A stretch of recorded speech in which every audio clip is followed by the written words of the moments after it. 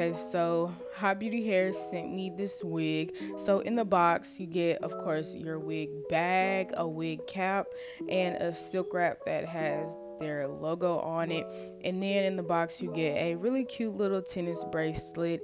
Then you get a pamphlet to show how to care for your wig, a few clips, an edge brush, an elastic band, and some tweezers and some bobby pins. So now I'm gonna go ahead and open up the bag for you. So this wig is 12 inches, it's 150 density, and it's a 3-part 4x4 closure. So you can see that it's a brown color with some streaks in the front. You get an elastic band that's already built into it, and you get not 1, not 2, not 3, but 4 combs. So I just wanted to show y'all that they didn't just put the root color in the closure, they put it in the whole wig. So I'm using a 40 volume developer to bleach my knots in my closure. So when you bleach the knots in your closure, you want to make sure that she is thick. Okay, you don't want it like pancake mix, you want it thicker than pancake mix. Make it thicker than toothpaste. Make sure that you are not able, like when you pick up the brush with the bleach on it, you don't want anything to drip down. So this is what my closure looks like, and I'm gonna let it sit on there for 20 minutes. So after I washed the bleach out, like since I washed out the bleach, I just went ahead and washed the whole wig, just because, like, before you do anything to a wig or before you install your bundles or anything that you're gonna do with the hair, you want to make sure that you wash it first. So now I'm going to section it off to prepare it for styling. So I use the Paul Mitchell Skinny Serum in order to achieve my bone straight silk press look that I absolutely love. So flat ironing hair is pretty much self-explanatory, so I'm gonna just let y'all watch.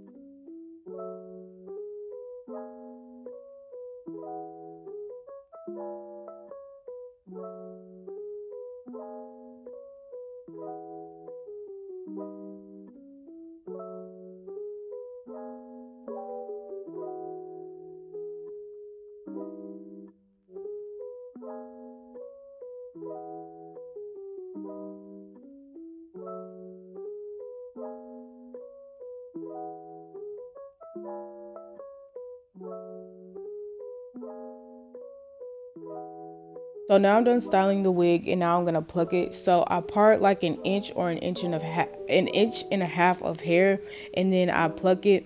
So this is kind of being edited out, but I'm plucking it, and then I'm combing it, and then I'm plucking it, and then I'm combing it.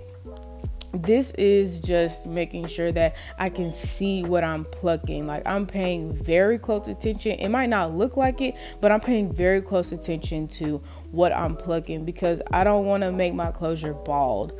So I'm plucking a little bit, and then I'm looking at it, and then I'm plucking it, and then I'm looking at it.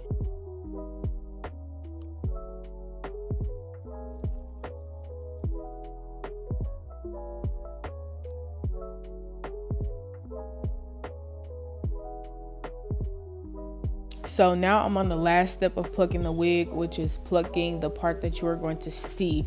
So this part is relatively easy because y'all saw that I plucked kind of far back on the hairline. This thins out the hairline, so I do not have to pluck a ton off the front. So what I'm really doing on the front is just plucking random hairs to get rid of that line.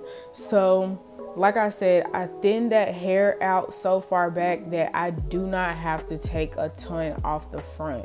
So now it's looking more like a scalp. She's looking more like a hairline. Like, if you would have pulled your own hairline back, you probably would have seen what this looks like. So that's the end goal. You want your closures or your frontals to look like scalp. Even though it's a wig, you still want it to look like scalp. Look how scalpy she's looking. She's looking so scalpy.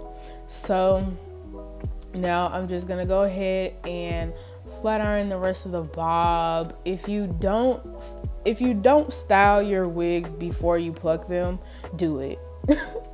Just do it. It's so much easier. Like after I'm done plucking, I can just go ahead and style the closure and make it look good and be done with it. So now that I'm done flat ironing the front, I'm going to take my hot comb and then just go over it. This is really like my favorite step, because it's like, oh yeah, like I really did that. So I'm taking some Got to Be Glued, and then I don't even know what to call this. This is like the Instagram closure frontal style. I don't know, but it's my favorite. I love to do my wigs like this. It's so pretty. So now I'm gonna just bump the ends so she can look more natural, more silk pressy. Then I'm taking some mousse and then I'm gonna put that on the top of the wig for the finishing touches. And now she is done. So this is what the wig is looking like. I have plucked it. I plucked the closure, and then some of the roots were a little bit blonde. So I took some brown dye and I just kind of brushed over that blonde part. Now I'm about to install it so y'all can see what it looks like. One thing before I install this wig, so I did put my own elastic band in it, because the one that was already in it, it was loose, and I like my wigs to fit kind of snug so I don't have to glue anything down. So there was a part right here where like the ear tab was going down on my face. I had to cut the little fake ear tab things off so the wig can't fit. So now I'm about to install this. So I'm taking the Got to Be Glued and I'm using it to make my baby hairs lay down so it doesn't mess up my install. And then I'm using the ball cap method, by the way. So I'm using the Got to Be Glued and y'all know putting the Got to Be Glued on there, blow drying it, and then letting it dry, cutting the excess cap off, and then putting the foundation on there. If y'all want a detailed tutorial on how to install a frontal or closure wig, then I got y'all, but I'm kind of a novice at this, so I do not use glue. Like I use Got to Be Glued so I don't mess anybody up. So I'm cutting off the excess cap with my shears. So I like to use my shears when I do this, just because it's so much easier than to use like kitchen scissors or something. So after that, I'm taking the Got to Be Glued and then I'm putting it on the cap so the cap can stick to my head. And this is the most important part. You want to make sure you have some foundation that really matches your skin, or else your install is not going to match your skin and it's not going to look like scalp. So now I'm putting the wig on my head and you can see how freaking scalpy she is looking. This looks so good. And I also put foundation in the closure, by the way. So that's why she looks the way she does. So now I'm taking some Got to Be Glued. I put the Got to Be Glued on the closure and then I use my blow dry. I kind of put it like in the hair almost, and then I use the comb to kind of stick it down and make sure it's dry. And then I use kitchen scissors or just regular fish scars to cut the lace. So the reason why I don't use my shears to cut the lace is because the fish scars will have kind of a jagged cut by default. So if I just manipulate the scissors to where I give it a jagged cut on purpose, then the jagged nature of the cut will make the lace look more natural. So now that I'm done cutting the lace, I'm going to take some more Got to Be Glued gel and then I'm going to spray it down.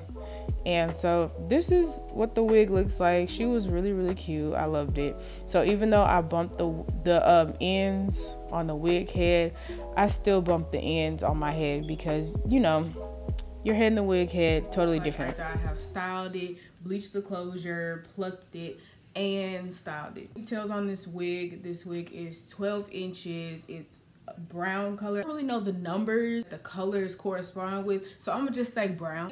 Really natural. Like, if I didn't tell anybody that this is a wig, somebody probably would have thought that I went and got a silk press. So I've really been in love with that whole silk press look lately. Bumped the ends a little bit. So I didn't have to do anything to this wig other than bleach the knots and pluck it. Just want to admire the parting space for a bit, because y'all know 4x4 closures that the parting space stops like right here, and then you have like this much. This wig, the closure ends right here, so you have quite a bit of parting space, and this is also a 3-part closure. So when you look on the inside, you'll see 3 lines. I think they're like right here and right here, so you can have a side part on the right and the left side. Just chose to go with the middle. So this is what the middle part looks like. It's very clean, it's very straight. This wig is also thick. It's not too thick for a bob. It's, like I said, a natural silk press. If I didn't tell you this was a wig, you probably would have thought it was my real hair. And it's also slightly asymmetrical, and I like that as well. I really don't have anything bad to say about this wig. I actually wore this wig over the Valentine's Day weekend, and I didn't take it off after I installed it. I slept in it, and I didn't really do much to it. All I did was get up in the morning and brush it, and it was still soft. To the end of this video, make sure you like, comment, and subscribe to my channel. All my social media will be down in the description box, as well as videos that I have uploaded in the past. So with that being said, I'll see y'all in my next video.